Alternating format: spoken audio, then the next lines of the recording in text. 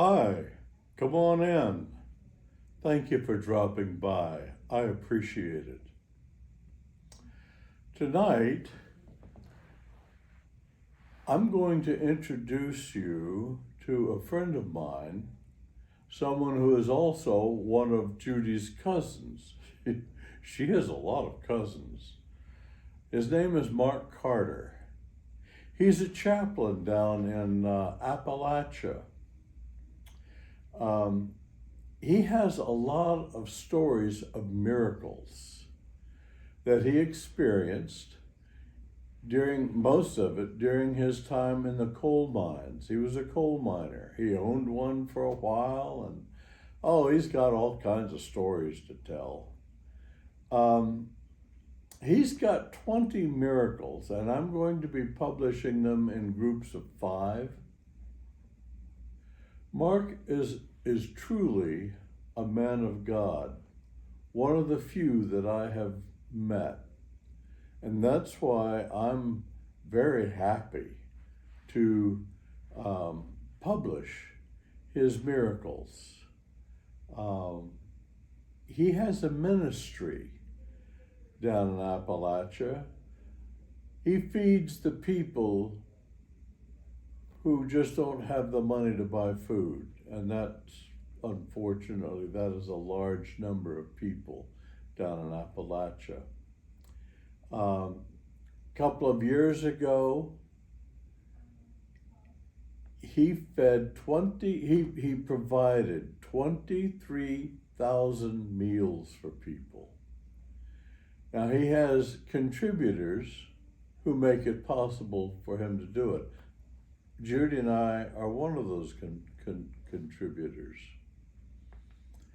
And over the time I've gotten to know him, he does not take one penny out for himself.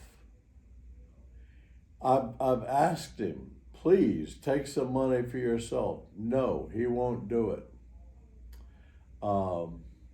He apologized because he had to put some gas in his car or in his truck one time. You won't find many ministers like that. He's a fine man. I'm going to publish his address and everything. Should you want to contribute, he has tax exemption through the IRS. His ministry name is Message from the Mountains. And on the slides following, you will see his address. And I hope that you will avail yourselves of this opportunity to bless a ministry and people who really need it. Now, with all of that said, let's listen to what Mark had to say. Thank you. The beginning. It was not until I was in Florida taking care of my dad that I came to realize that Satan had been trying to kill me before I was even born. It was a beautiful January day.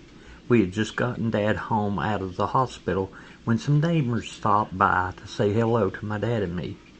When Dad began to tell stories of how so many times that he should have been dead and how the men that he was working with thought he was dead. That is when it came to me that if my dad would have died at any of those times, I would not have been born. Even at my birth, I was born with an umbilical cord wrapped around my neck to the point that I had turned blue. In those days, we were called blue babies. The doctors told my mother and father that I only had a 50-50 chance of pulling through. As you know, doctors give us 50-50 chance when they have no idea if someone will even pull through. But by the grace of God, He blessed me to pull through, not only blessing me, but my parents also. That would be part of their testimony. My baby picture that hung in my mother's living room for many years was a chubby 8-month-old baby. The doctors had my mom bring a picture to hang in their office as their miracle baby. We never know what God has planned for us in our lives. Who would ever thought that a man named Jesus would tell his disciples to go out into the world and spread the gospel, the good news, and that it would go through the ages and find a young boy deep in the Appalachian Mountains in a head of a holler to carry out the same mission. We all have been given the gift of life by our Heavenly Father to carry out His plan for mankind. What a duty to be given. Even though we let the ball drop, our God knows that we are only dust of the earth. That's why we must change from a corruptible body to an incorruptible body at His coming. The chair. This testimony starts all the way back in 1865 with the birth of my great-grandfather being born. My grandmother would tell me stories of how that he would work all day, come in and eat, and sit beside the fireplace and read his Bible by the light of the fire.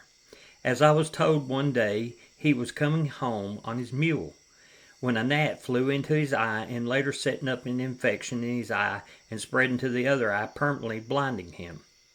This is only what I know from what I've been told, but the rest of the testimony is from my own personal account of what I saw and know to be a fact.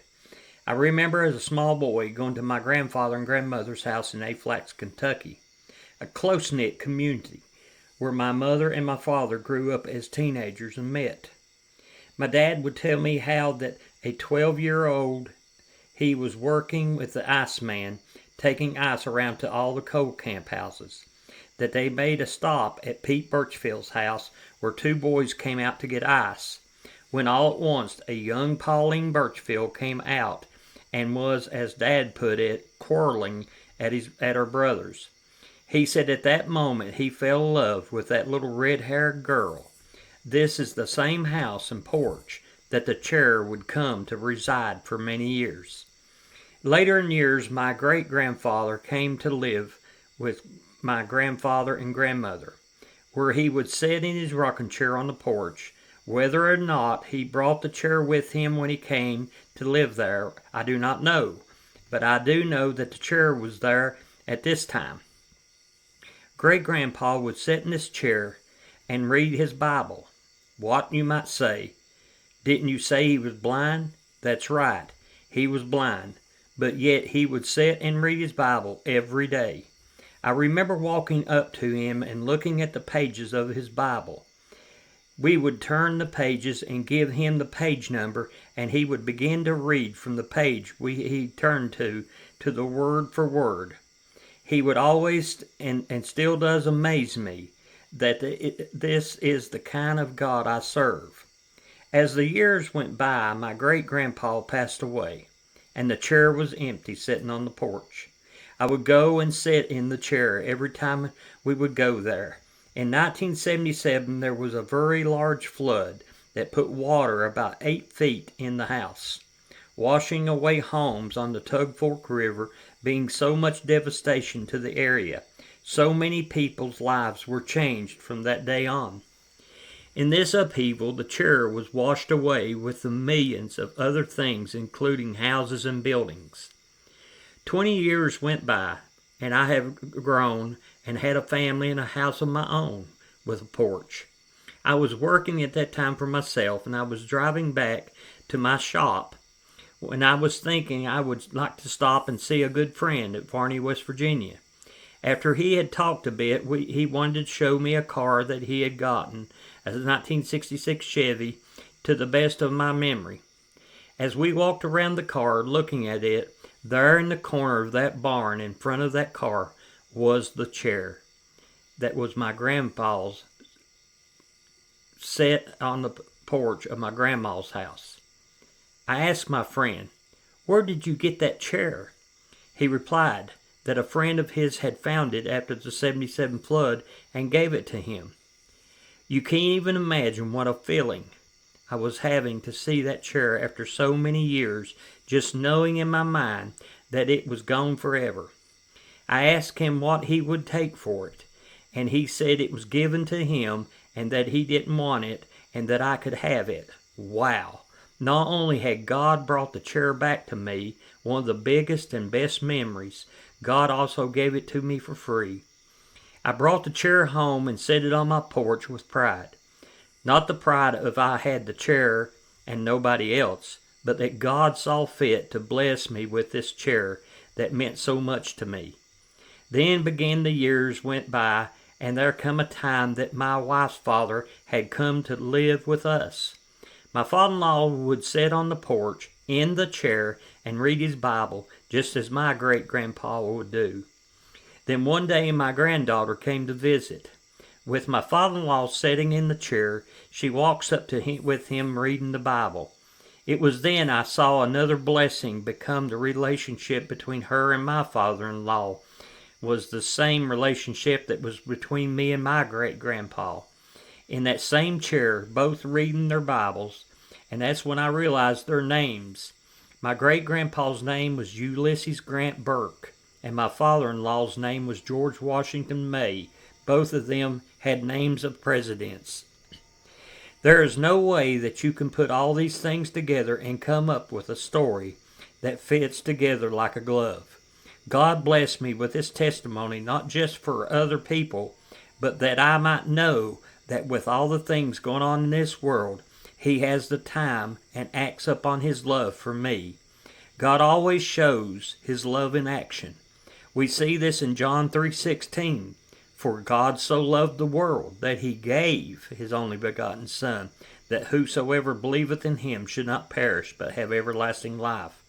I don't think the testimony of the chair is near to being over. Psalms 145:4. One generation shall praise thy works, another shall declare thy mighty acts.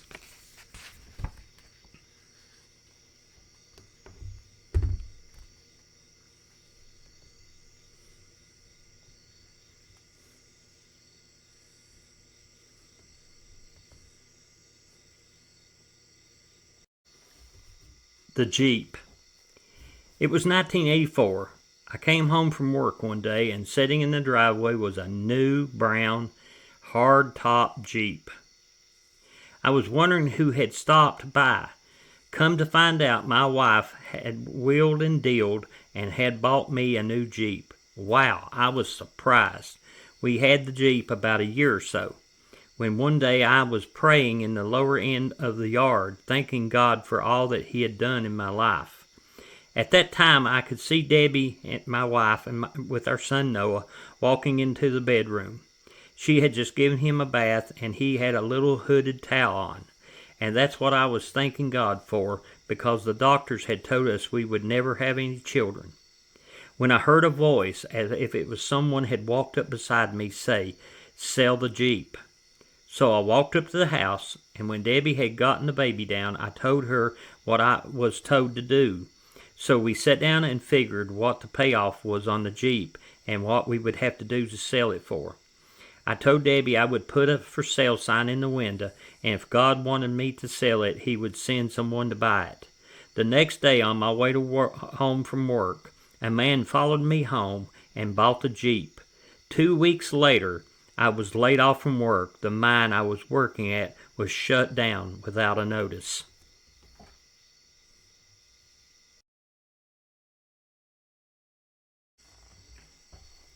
The man trip. It was 5:40 a.m. and we were going into the mines to work.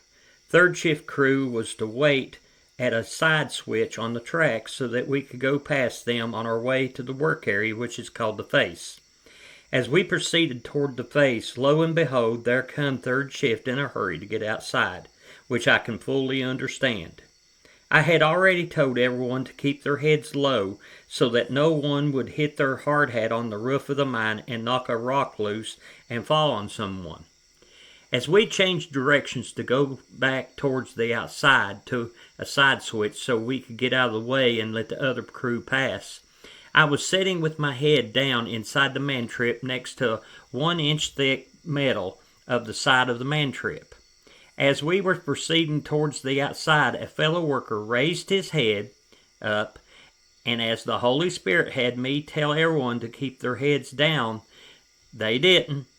His hard hat hit a piece of rock, causing one end of the rock to fall. The rock was long and had a sharp pointed end, and this was the end that fell down towards the man-trip. The sharp rock pointed end pushed my head into the 1-inch metal, then proceeded to go through my hard hat, into my skin, all the way to my skull. But before it could enter my skull, my nephew, sitting straight across from me, saw it all happen. He said that when the rock got to the point, it just turned to dust. I did have to get 3 stitches and had a headache for just a little bit. Hey, that beats having a rock go through your head, which it would have if God had not intervened on my behalf. You know, I don't owe God my life because of this testimony, but because of what he did for me at Calvary. 1 Corinthians 1:18, for the preaching of the cross is to them that perish foolish, but unto us which are saved it is the power of God.